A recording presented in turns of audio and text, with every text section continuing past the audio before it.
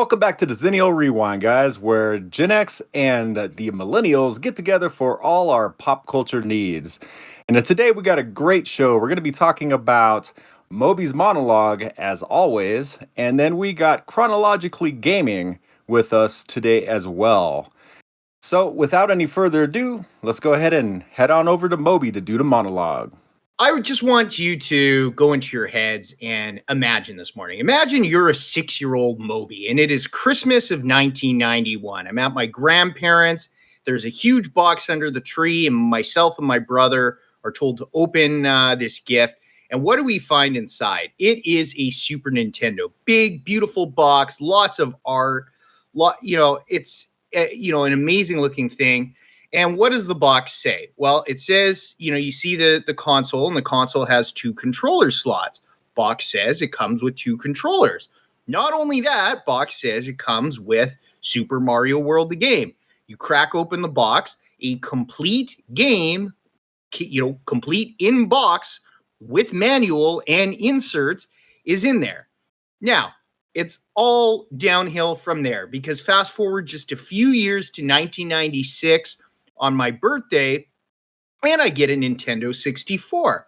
But now it's kind of curious because there's 4 controller slots, but you only get 1 controller. And my parents were confused because there's no game inside. Few more years go by, enjoy the N64. Now we're on GameCube.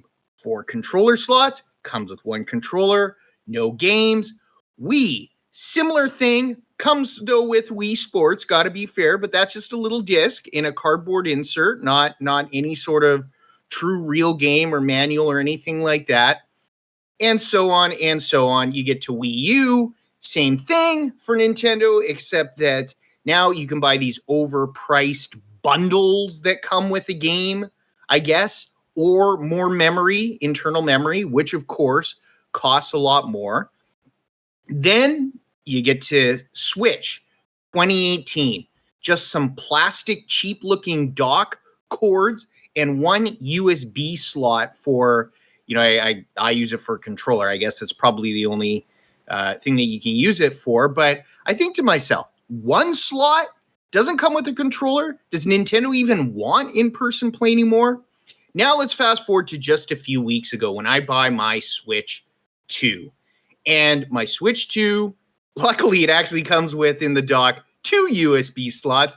But again, no game, very limited instructions. And in fact, I thought it didn't even come with a USB cable. And I complained to my friends. It turns out there actually was a little kind of hidden cardboard compartment in the box that had a USB cable. But by that point, I wasn't even surprised that I didn't think there was a USB cable in there, and that Nintendo just thought that I would have to go out to some store and buy one. And so what I'm ranting about today is just the shitification and, the shitification and just the cheap nature of what has occurred with consoles over the past 30, 35 years, where you only get 1 controller, where you no longer get a pack-in game, or else it costs a lot of money to buy a bundle.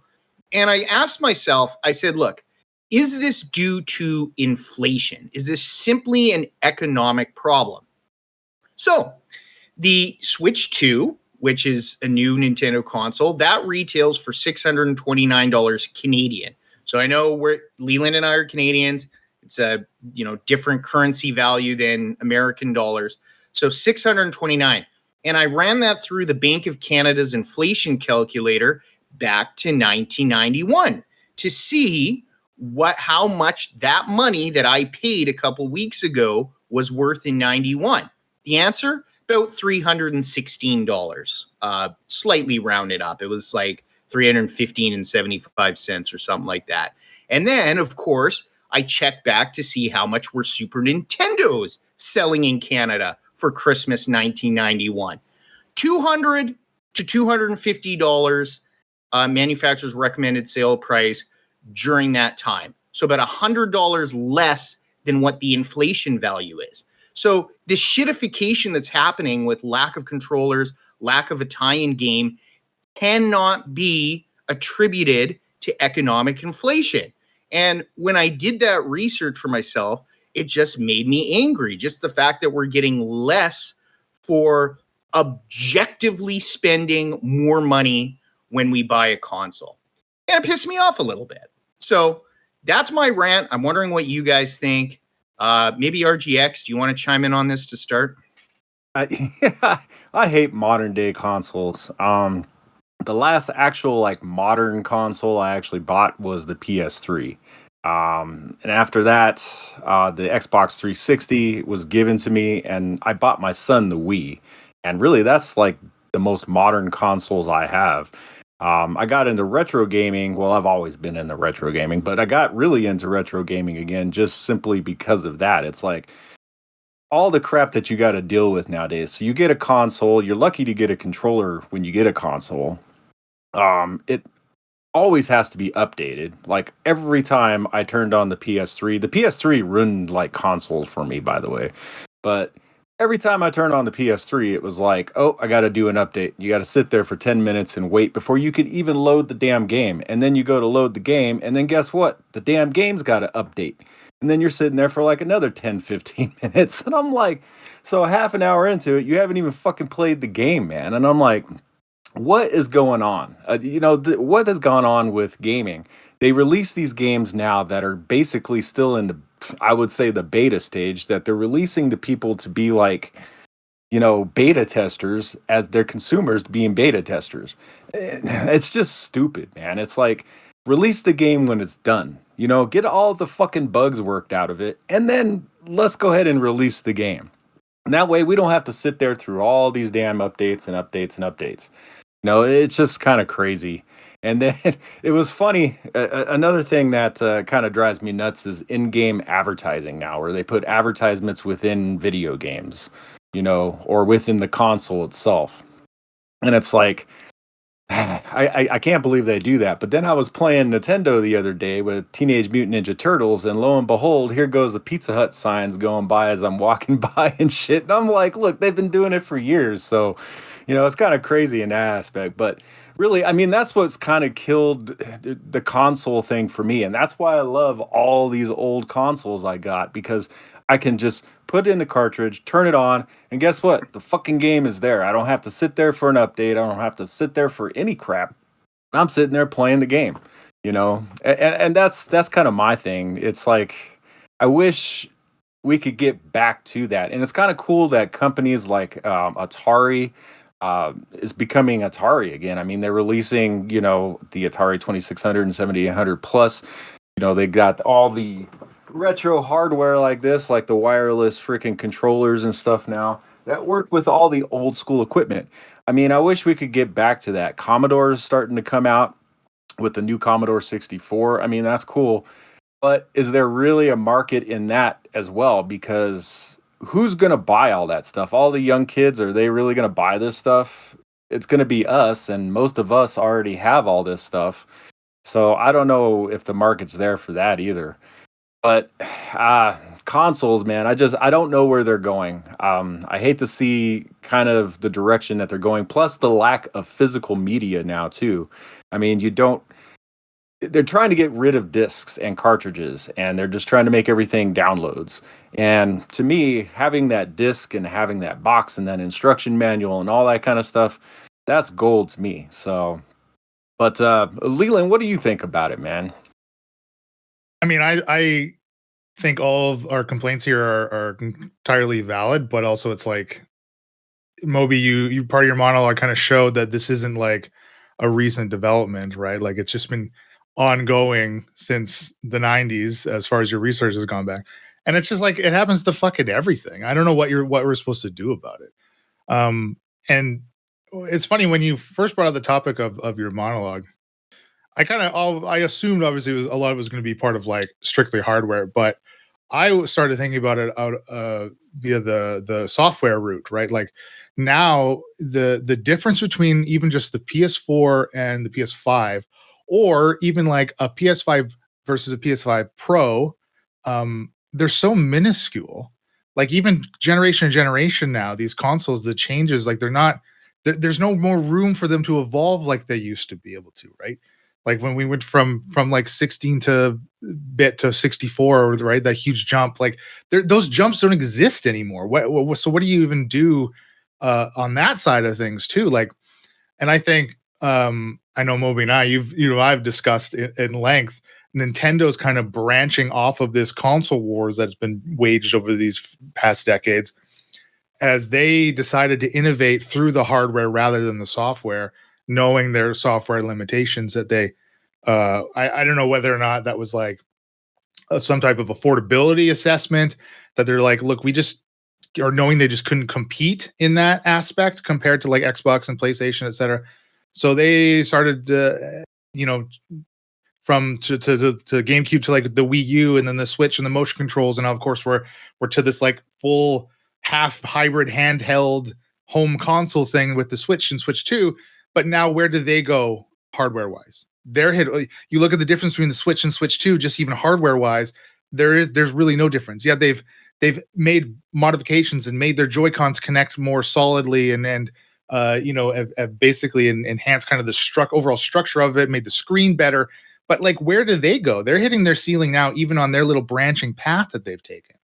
So what is there left to do except pull back what is being offered, so then they can make up more money somewhere else by selling you additional controllers, additional memory cards? Like that's all that what else are they going to do, I guess? But yeah, I agree that it's a pain in the ass. And talking about the early access stuff that you brought up, RDX, oh man, that we could talk about this for like another 3 hours if we really wanted to, because I've shifted from mainly being a console gamer in my 20s to now being a predominantly PC gamer. And all it is early access out here, man. I mean, the name of the game is live service in this era of gaming, and that is inevitably going to come with early access, because all they want to do is start having the money funnel into their continuing development, or as a lot of criticism from some of these various communities, the lack thereof, while money is piling in. I mean, there are examples all over the place. You even look at Dune Awakening. Obviously, Star Citizen is the biggest fucking one, but even Escape from Tarkov, which just had their 1.0 launch after 9 years, still having problems. The same bugs recurring that they had in their 8-9 years of development, as players were experiencing these bugs, and they're doing haphazard patches to make all these changes. It's like, this is the gaming industry now. What the fuck do we do about it, other than have a shelf full of retro gaming consoles and don't engage with it? Like, what do we do? What do we do? I feel like I should be devil's advocate, but I can't, because y'all are, I'm on the same page with you. So I'll try to do some talking points that are against, but for the most part, older consoles were built around simplicity, one purpose, one experience, and modern consoles are like a multimedia hub is one example. I don't like how they want to fit everything into one, when if you just want to play games, we don't need streaming boxes, social platforms. We don't need all that stuff, at least in my opinion. The classic systems also just boot straight into the game. You don't have to do the dashboards, updates, and so forth, just to RetroGamer Gen X's point. Plus, I'm not into the digital ecosystems that they have on these systems, because back when you own games physically, the cartridges you could hold, you could trade, and I love that even the people that are emulating these things, they're not able to take the physical media from this, or they can't take anything from newer systems and play it again. But because they've backed up all these cartridges and essentially tombs of games, and they're exactly as you remember and play exactly the same way, I love that. That's one of the reasons retro is always going to be better. Online storefronts and downloads and all that stuff that they have subscriptions, I'm not into it. I also really enjoy the limitations from creativity back on retro consoles. They have all the ability to make the best, most amazing video games now. There is nothing holding them back. There's near unlimited resources. Older consoles relied on tricks like different sprites or sounds, and I'm sure you guys all. This is one of the reasons why I like going back and playing it all. When you find out like Doom wasn't real 3D, there wasn't a real 3D engine, but it made your eyes think you were playing something 3D, and that kind of limitation causing awesome creativity. And this is from the developer side, having the developers go off to find a way to trick our eyes or trick our experience. I really enjoy that. Nowadays, when you see a game, you're not really tricked. Everything is right up front. There's not a whole lot that they can do that is going to blow your mind. But I think that's also what they can't recreate. The newer consoles can't recreate something so original, something so new that it forces people to buy it. Everything is usually regurgitated, and that's like with other media, movies, music, and so forth. I mean, there's so many things. The local co-op with the retro consoles. If I really want to go play some systems with you, RetroGamer Gen X, I go to your house. We sit on the couch. We play together, and it's awesome. I know it's harder for us to do. We're talking to each other digitally right now.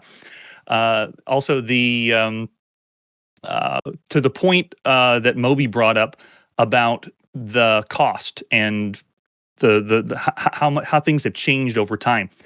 In a way, the whole video game industry has always been about money. They're always going to have ways they're going to try to get the cost for systems up and so forth. So in one sense, if I was going to play on the other side and say that it's really not so bad with modern consoles, it's that when they're first released, they usually have limitations. Almost every console has something that is limited. And then if you wait long enough, then of course they have the bundles that start showing up with games included or more controllers. I mean, eventually you can look and there was bundles for in the N64 that included all 4 controllers with a game, but you have to wait after launch, a few times after launch date. And so the same now, I know I don't have an experience with the Switch 2. I didn't buy it. I can't really rave or rant that much about it. But if we waited long enough, then we would see something better from newer consoles that would be bundled together. But still, the first experience is what has soured it for me as well. When you mentioned RetroGamer Gen X with your PlayStation 3 experience, I have been burned so many times from experiences like that that is the reason I will not continue forward with retro console, especially on day one. I'll give it some time to cook, maybe get some deals in, and then see what it has. But if I was going to play one more devil's advocate, it would be with newer systems because of the indie scene and because we have one person that's back being a developer of one game, and you have a compendium. You can use your modern console and get a whole lot of arcade games, a whole lot of content all in one place. That would be my one plus for modern systems. I mean, I just want to say with the PS3, like Sony fucked every single one of their consumers with the PS3. Okay. Like they ramrodded every single one of us who bought it, no matter what point in its lifetime that you did happen to buy it. Even if you got like the PS3 Slim or whatever. That era of gaming, like Sony is lucky they fucking recovered from it. Like seriously, they are so lucky that Microsoft misstepped in the future generations with their X Series Y, XG9 6000 or whatever the fuck Xbox is doing over there now. Sony is fucking lucky they recovered from that because the Xbox 360's library of games was unmatched. You could play anything you wanted. I think I had both consoles only because I was lucky enough to be able to afford both. But the PS3 was strictly for PS3 exclusives. It wasn't a main gaming console. And I had like 6 games for it. It's like these are not games. These are games that I could have probably got away without playing. Like honestly, especially like if I was as old as I am now in that age, there's no way I would have owned a PS3. No fucking way. Sony fucked every single one of us with that PS3. Egregious price point. You talk about price points. We bitch about price points now. The PS3 was at the same price points as we bitch about now 20 years ago. Okay. Fuck every one of us. No one will ever convince me otherwise. Fair enough. I think those are great points. I do want to address a couple of them. You're right, CG. It is all about money. So if they can find a way to streamline a way to maximize every dollar they get out of us for these consoles, they're going to do that, and they're going to have no shame in making the cutbacks that they do. Also, Leeland, I appreciate that you brought up software. I do think that's an important part of the conversation as well. I think we've had that. We either had that in preparing for the show or we had that offline. I know we had a conversation, and I agree with you, by the way. Where do we go from here with consoles? Like, it seems like we've kind of backed ourselves into the corner, and I don't want to go too far on this because it takes us completely away from the thoughts on the monologue. Maybe this is a discussion for later, but you're right. Switch 1, Switch 2.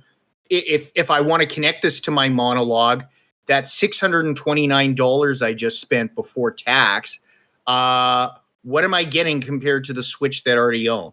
Let's be honest. They kind of play the same game cards. The graphics look similar. Sure, Switch 2 is slightly bigger. I don't care. So what real value am I getting out of this thing? I actually honestly don't know yet, because with the console transfer that you can do, it's kind of a cool mechanism. It uses some sort of Bluetooth or near field communication.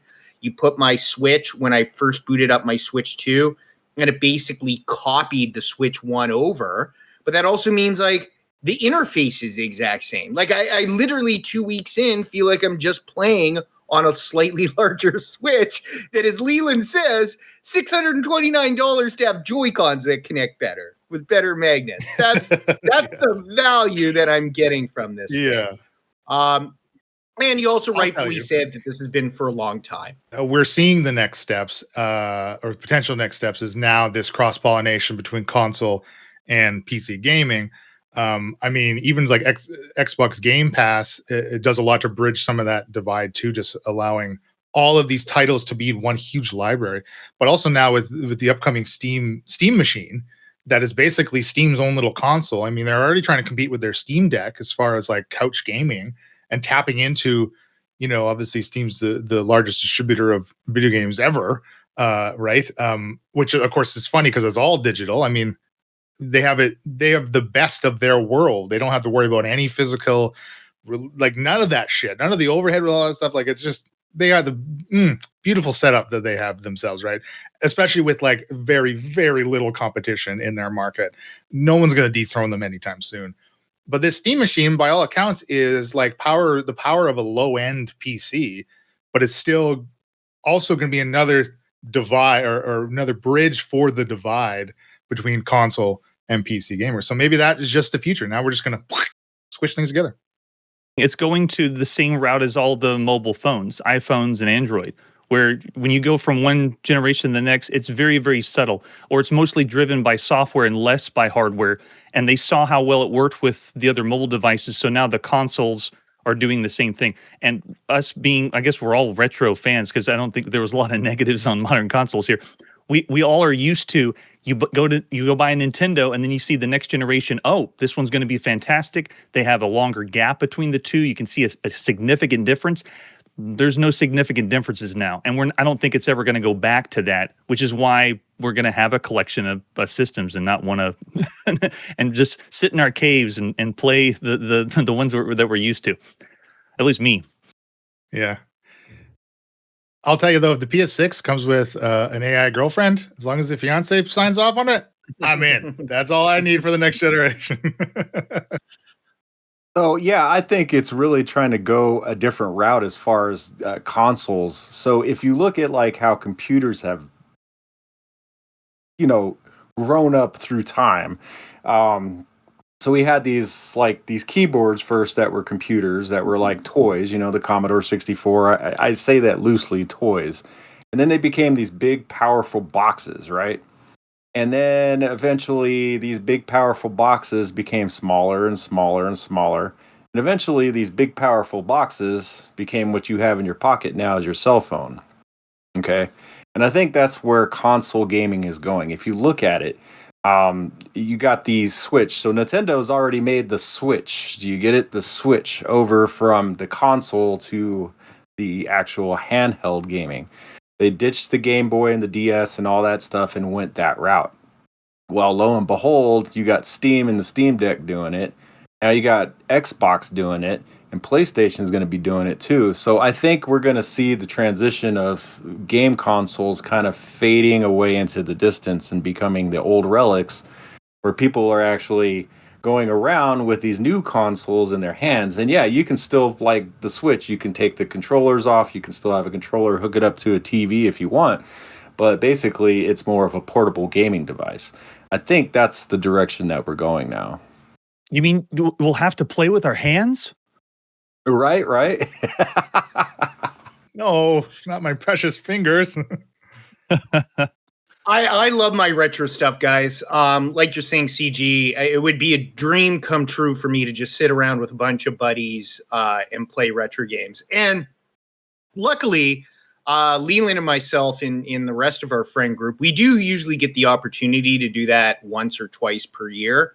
And those are special occasions now. It's typically Nintendo 64 that we do 4-person. Mind you, 5-person TurboGrafx Bomberman was a very, very excellent retro game that we would do together.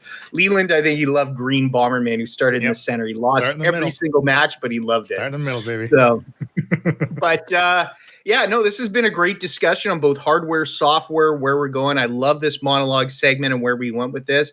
So, viewer, if you're watching this, let us know in the comments, like, where do you fall in on this? Are you just a fan of all the newfangled technology? We're old men here. At least I'm speaking for myself. We're all middle-aged plus.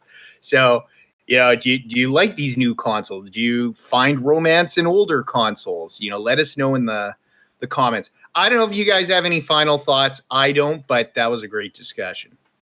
Love to hear from a new, like, 10-year-old kid on defending new consoles and why new consoles are better. That's what I want to hear. Yeah, no, I hope there are no 10-year-olds that are watching us. Please, God, don't let your 10-year-old watch this show. Yeah, have your parents comment for you. Right. And as Moby said, if you're worried about any enshittification, the only enshittification around here you'll ever find is in Moby's monologue. So click that like, subscribe button, ding our dong. Help us boost our numbers. All right, guys, so that brings us to the second segment of the show where we interview our guests, and we have a great guest today. So Chronologically Gaming is with us today. And definitely, if you haven't checked out his YouTube channel, check it out. He basically does games all the way from the beginning of gaming to... He said he's going to go to possibly modern day one day if he gets that far, but it's going to take a while. But he does games from day to day, from month to month, to year as they're released, as the time just goes on. And just an amazing channel, and just seeing all the different kind of games and how games have changed from when he began to where he's at now on his channel. Just an amazing channel. And I just wanted to welcome him. Hey, man, how you doing today, buddy? Hey, doing great. I appreciate you having me on, RetroGamer Gen X. Glad to be here. So I got a few questions here for you.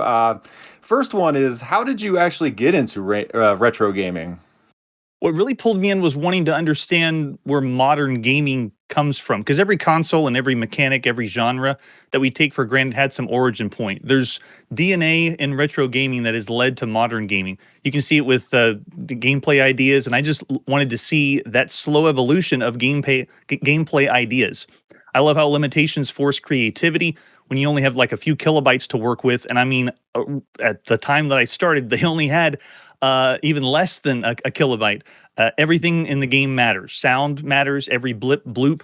Retro games show pure distilled design. There's no cinematic cutscenes. There's really no story either when you go as far back as I've started.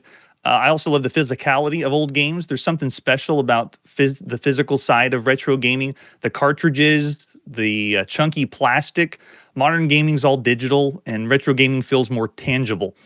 The hardware itself tells a story, because when you look at the design and where everything came from, you can understand how modern gaming gets their inspiration, I guess is the way to put it. Also, I like discovering all those hidden corners of gaming history.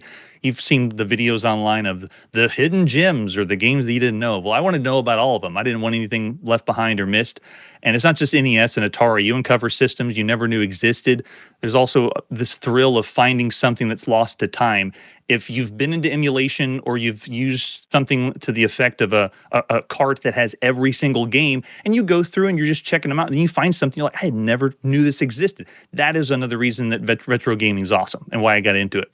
I also love the preservation mindset of doing something that will be taught later in a history lesson, I guess. I'm a big history buff, and so previously to this show, I was into music and music history, and going as back as far as I could, learning about which artists and influenced other artists. And so now I just turn my attention after music to video games, but still it's a love of history as well. I love the authenticity of the older games, the challenge of the older games, even if they're brutally hard. Retro gaming just has so much going for it, and it's so fun. I like the story and history telling that's done within companies, video game developers, publishers, and where we got to today, way before Microsoft acquired every single company, and eventually Disney, I guess, is going to take over and buy all the video games whenever it comes to it at some point. So I got into retro gaming because I wanted to understand the origins of where things started and how we show the difference to today. That's the big reason. Yeah, man, as far as preservation and then trying to just give that knowledge to another generation. So obviously, we're Gen X, so I grew up with it. You got the millennials that kind of grew up with it as well, as far as the retro gaming. But then you get into, Gen Z and Gen A that all they know are these little games on Android and, on tablets and what's on the Switch and that kind of stuff. Those poor kids. To actually, have them see that, have an old console's controller in your hand where you got to hit the reset button when, you get stuck because it glitched out on you or something, that kind of thing. Yeah, definitely. That's how I kind of see it. Now, that's kind of cool that you talk about the history of your video games and retro games and stuff like that. So is that kind of how you came up with the concept of your channel, doing them chronologically as you're going? Because that's kind of awesome. I haven't seen really anybody else do that on YouTube.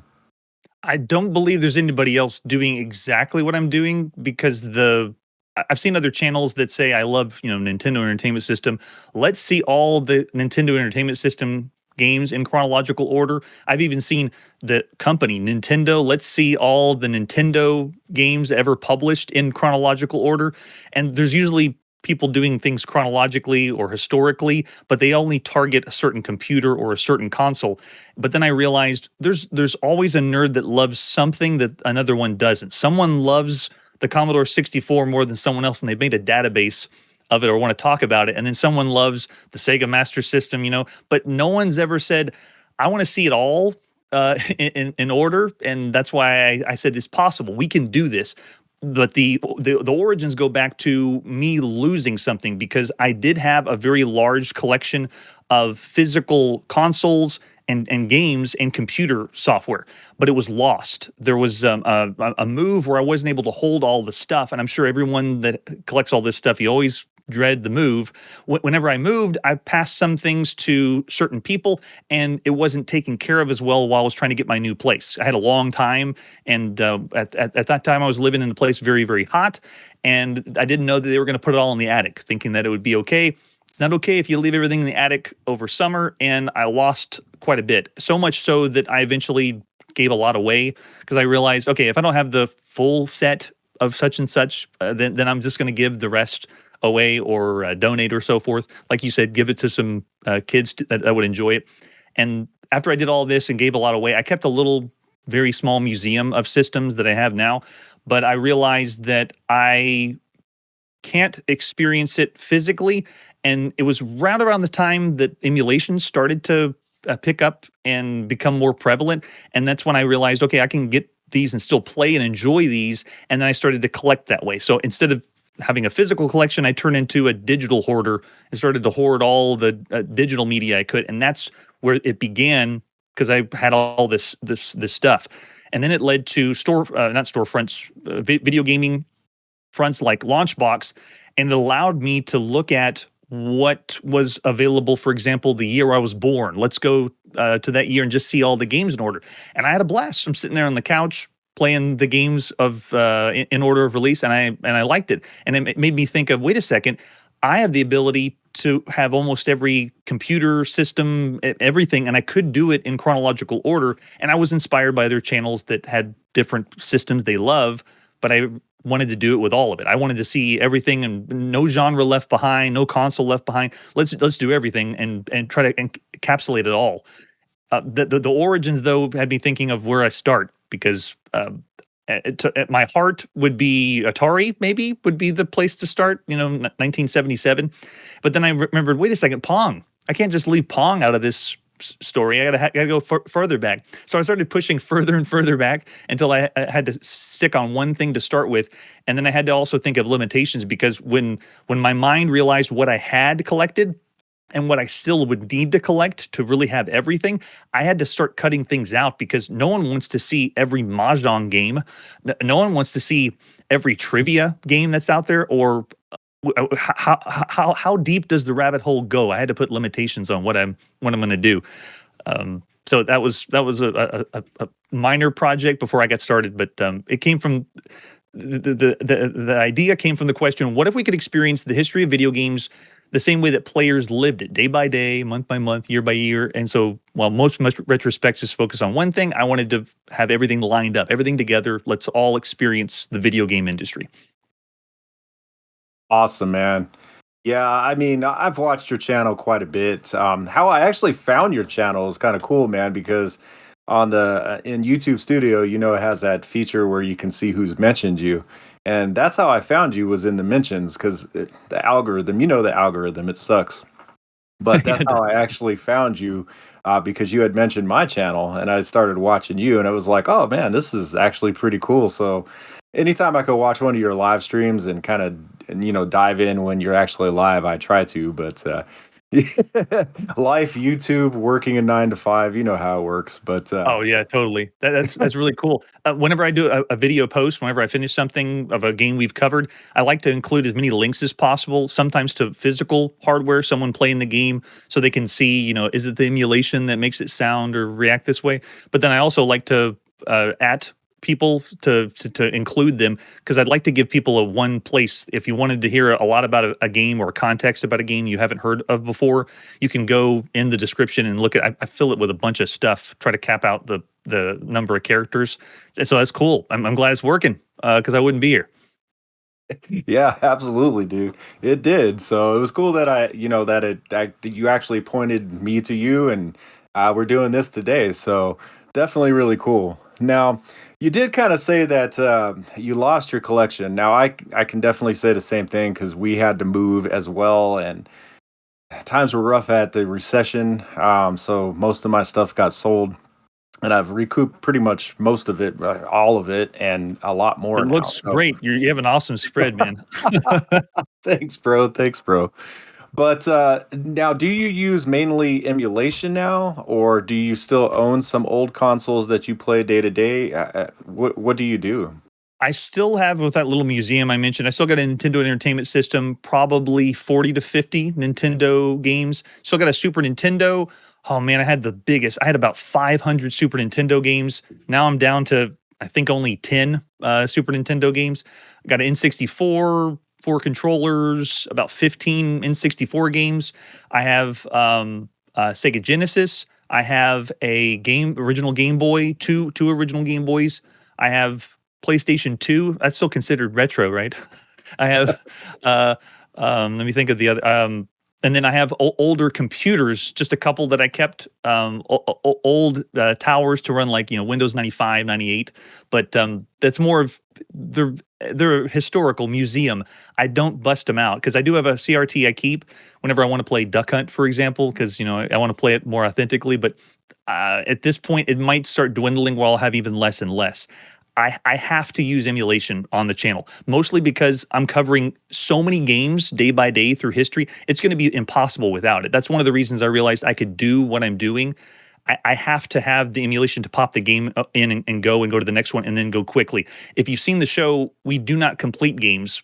When I've rated people on Twitch, they say, "No way! How have you played over 3,500 games?" Because they think I'm beating them all. Well, when you go all the way back to the 70s, there's really not an ending to the game. It's, the high score. It just keeps looping, and so I don't have to beat the game. I'm just showing everyone what was your first experience if you were to go to the arcade or pop this game in and play. And I play for about 5 minutes. There were some games that took me a lot longer. When we got to Wizardry, Ultima, and there's some really in-depth strategy or role-playing games, I gave them more time, but it's still not to completion. It's just, here's your first experience, and how does this first experience compare to everything we've seen so far, based on the context of everything that's available out there. Because I'm not just doing consoles. We mentioned mostly consoles today. I do all computers. That's every computer that I can emulate since the 70s, and all handhelds that have either been emulated or available to simulate. That's another part too. You go so far back, these games don't even have central processing units. They use discrete logic, and you have to have a simulator to play it because there's no other way that it's going to work. So I rely heavily on MAME.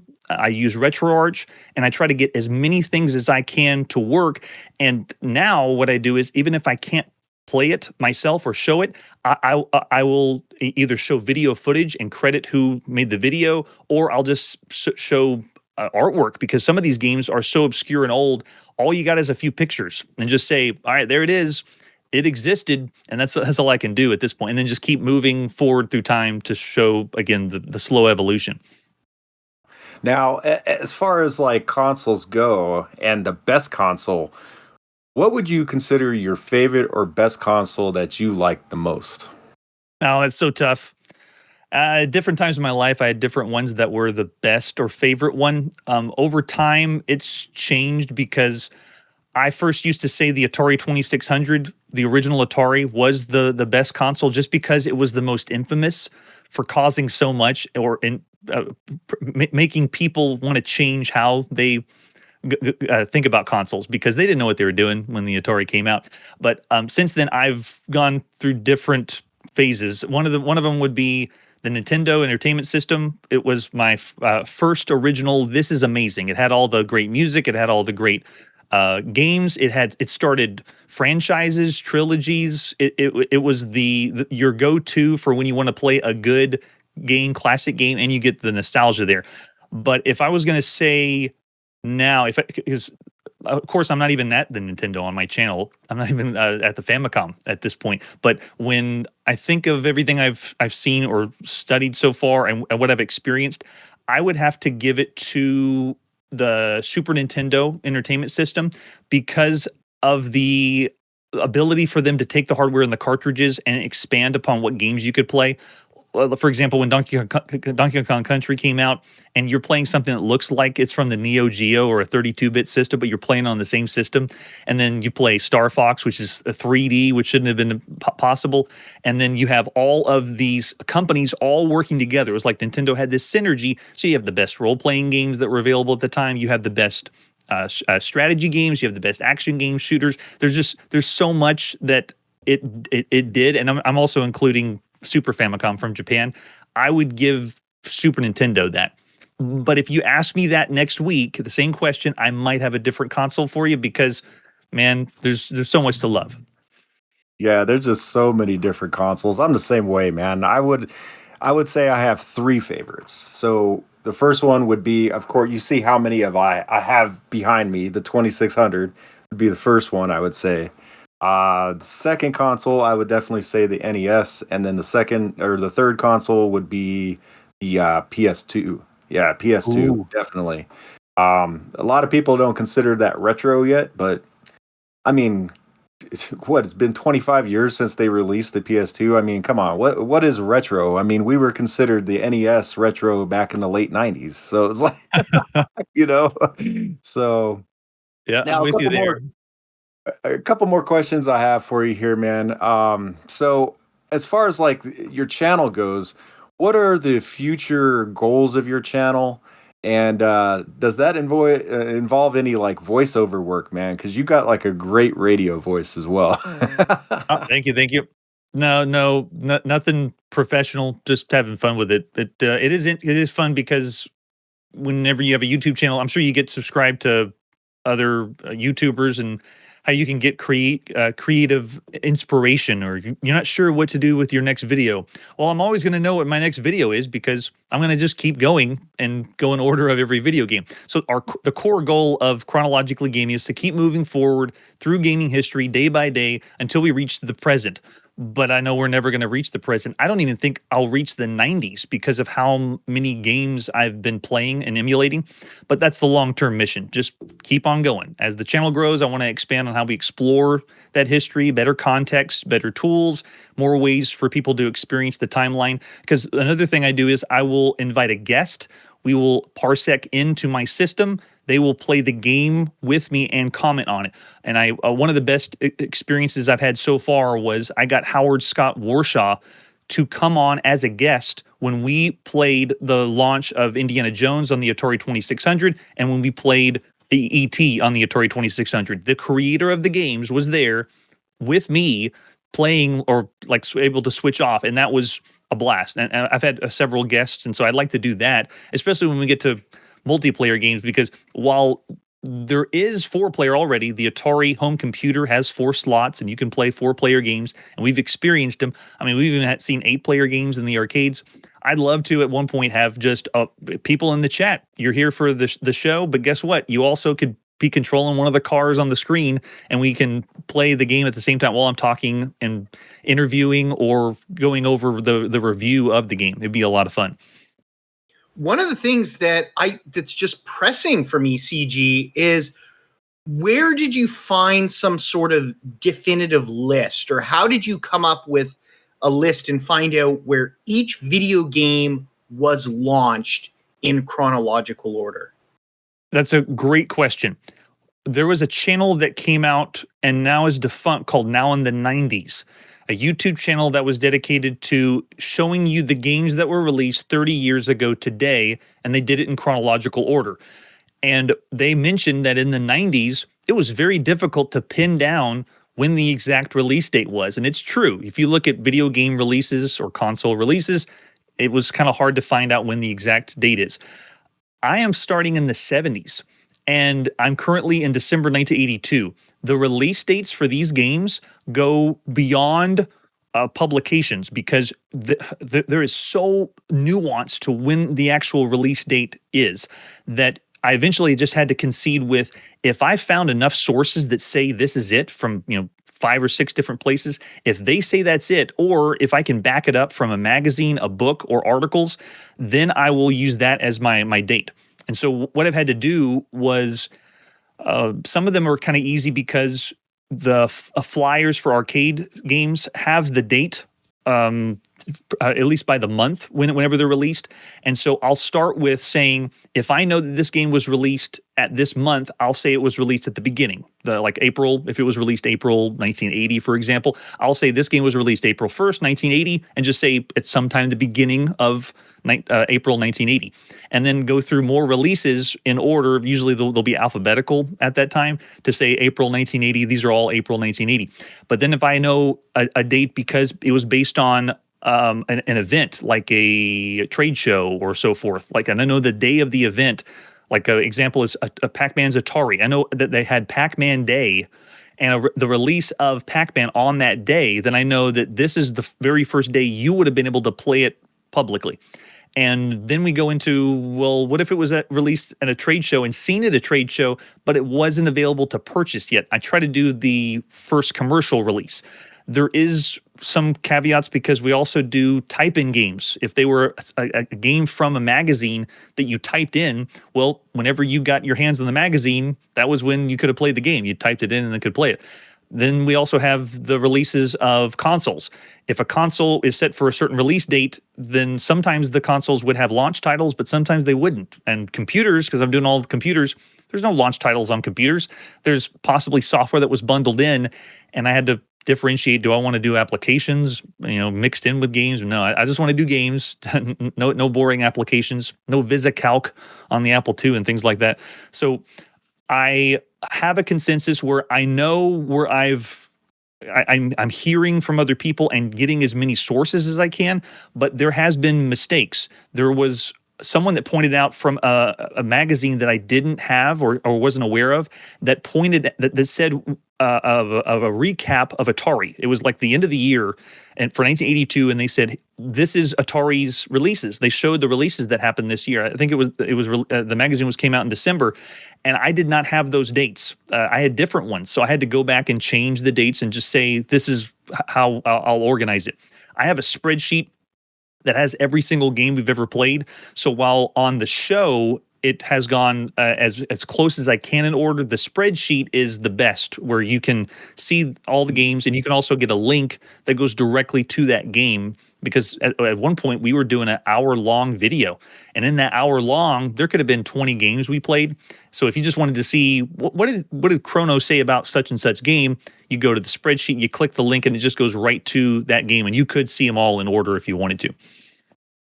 Awesome. Okay, that answers the question. I only had one other one, which kind of putting you on the spot here, but so far, what you've done in your show, have you been surprised by any game? A game that might have been much more fun or advanced than you thought for the early 80s or late 70s, or a game that was worse or more buggy? Just do any surprises come to mind? Always. And that's one of the drive for why I like doing the show. It's a live show, so I'm getting people to comment and rate the games on the spot with me. So people can always come on the live show, be a Chronologically Gaming influencer and put out your rating and then tell me what you think. If you think I'm full of shit, if you think this needs to be changed or I have the wrong release date, you can do it all live if you wanted to. When I've played these games from the past, I'll be honest, since I started in 1971, this was not my generation of gaming. These are games that were so old that they were based on score attack. They are games that don't have endings. They're games that don't include continues, and so it was a realm of gaming I wasn't familiar with. So I was expecting to say the truth. When I first went into it, I was thinking of whenever I would play on the Nintendo Entertainment System and play Donkey Kong or play Donkey Kong Jr., you know how they re-released them later on the NES. I was thinking I'd be playing these and I'd be like, it's going to be mostly trash. It's not. Since I've started and been playing on the show, I've also been just playing the games on the side. And this is so strange to say that I get it. I understand now the draw to this generation of gaming, the high score of gaming. There's another platform called Retro Achievements that you can use with emulation, play the games, and then they provide you ways to achieve, or what do you call them, trophies that nowadays, depending on what system you're on. But it's been fascinating because they don't just say you get a trophy for a certain score. They also point out either Easter eggs or things in the game you didn't know. And because I've been going and playing the games on the side, I don't play a whole game in it's entirety when I'm live. I've learned to appreciate this generation and the high score and the draw to this kind of it's the way why you keep playing. Everyone has a reason that they keep playing a game, and I was not drawn to this previously, but now I know what it means. I understand this era. So I have been not just surprised by that. There's been games that have been way better than I thought that I would see at this era, because sometimes people think before the crash, it's all trash, and it's not. There's games, because I check out everything on home computers, that are better. There's some console, it's harder to find for consoles, to tell you the truth. But with computers, there's stuff that's happened from 81, great example, 1980. Here's one example. On the TRS-80 color computer, there is a three-dimensional skiing game in 1980. Oh. It's a first-person perspective where you're going down the slopes, and it's actually doing the up and down movement. And it's kind of similar to Night Driver. You remember the lights that go on the sides? But it does more than that. It allows you to stop. It doesn't force you forward. You can stand there on the slope, and you can just walk to the other side or walk to the other side. And I'm just thinking, this is like a miniature virtual world that they made in 1980. Kind of similar to when we first played Battlezone in the arcade. That was essentially VR. It was you in a world, or a three-dimensional world, able to move around. Some other titles that come to mind that surprised me, one of them was the Biles Toad on the Apple II. This was a top-down fighter similar to Warrior that was done by Atari in the arcades, the color vector graphics video game. It's top-down. Apple II has raster graphics, and the story goes that you are a person in a computer, and you're controlling a computer opponent, and you're fighting to the death. And the game is a top-down view where you are able to see a radar, two different radars. They got a radar of the close-up of you and your opponent fighting each other, and they got a farther away of the whole map. It is the violentest game I have seen so far on the show. You are hacking off limbs and blood's flying everywhere. The frame rate's abysmal because they were trying to push the Apple II way too far. But at this point, I can forgive it because of everything else we've seen. But that is one thing first to see a fighting game, but to see something so violent in this era is awesome. On the other end of the spectrum, we have seen games that were so bad and so terrible that it makes modern gaming glitches, or them releasing these modern games as trash, look like holy grails. There has been games that have been so terrible they're barely playable. They've maybe questioned doing the show or even showing off the game because they're so bad. It was kind of helpful because when we had Howard Scott Warshaw on, when we were talking about ET, I told him I verified this is far from the worst game that you could play, and I can prove with all the footage. I can say, everyone look at the other footage, and you can see the ratings. We've rated games as 0 or half star, and we consider that our broken range. If the game's broken, there is so many hundreds of games that I would consider broken, even for this era, that they're just terrible. One example would be the Pac-Man Trail. The Pac-Man Trail is a ripoff of Pac-Man. They cropped the whole game into, I would say, maybe 12 by 12 pixels, and it plays at about 2 or 3 frames per second. It's terrible. It's just terrible. There's a computer from the United Kingdom called the Jupiter Ace that has a version of Frogger on it that has you going, instead of up and down, it has you going from left to right. It's terrible. It is complete. I couldn't even get to the other side when we played it on the live show. So there's examples like that. It surprised me both ways, and that's why I'll keep going. I'll keep getting surprised at how terrible these games are, and then amazed that this exists. Yeah, it's just awesome listening to you speak about. Like, it's obvious, the passion is obviously very clear, right? Like, I know you could probably go for hours and hours longer talking about all of this stuff, which is awesome to see. And I think that's what I personally love when I'm, stumbling onto new creators and seeing, what they put into it. Like, it very obviously shows, and even just speaking to you now, obviously shows the care and the TLC that you like to put into clearly everything that you do. So it's just awesome to hear, and it's awesome to meet other creators like such as yourself. Again, like, that passion just shows through. I think it's great. And of course, we're at the time of the show where the second obligatory call to action has to be put in. So go ahead and give us a subscribe, click our bell, thumbs up this video. Obviously, go check out CG's channel, of course, but do all those things you're supposed to be doing as a responsible YouTuber viewer. All right, guys. Well, it's been an awesome show, and I just wanted to thank Chronologically Gaming for being on the show and agreeing to be on the show. Definitely really cool to have you on. And go ahead and plug your channel. Let everybody know where they can find you on YouTube and any kind of social media as well, man. Definitely. Show streams live every Tuesday at 9 p.m. Central. Videos are posted every week. We stream both on YouTube and Twitch. I am the only Chronologically Gaming. So if you look that up on different social media platforms, you'll find it. For example, Discord, Patreon, Retro Achievements. We had to do Chronologically Gamer because it didn't have too many characters, and Twitter and Instagram. We do have a link that we include in every video that is a Google Sheet of all the games we've ever played. From there, you can see the game you would like to see instead of having to go through a whole bunch or a long video or a long live stream. But we'll see you every Tuesday night, 9 p.m. Central. And then once again, guys, I wanted to thank each and every one of our viewers and subscribers. I definitely saw that we got a bunch more subscribers recently. That's awesome. And I just wanted to welcome you guys to the show. And if you guys don't know me, I'm RetroGamer Gen X. You can find me on YouTube as well. And Moby and Leeland, go ahead and plug your show as well, guys. Sure, you can find us at the T-HUD Podcast or TT Podcast, pretty much anywhere you search a little short form where we basically talk about very similar things to here: video games, board games, and movies and TV. That's what we specialize in because obviously, clearly, we're experts. All right, guys, once again, I just wanted to thank you. You guys have a great one. Peace out, you guys.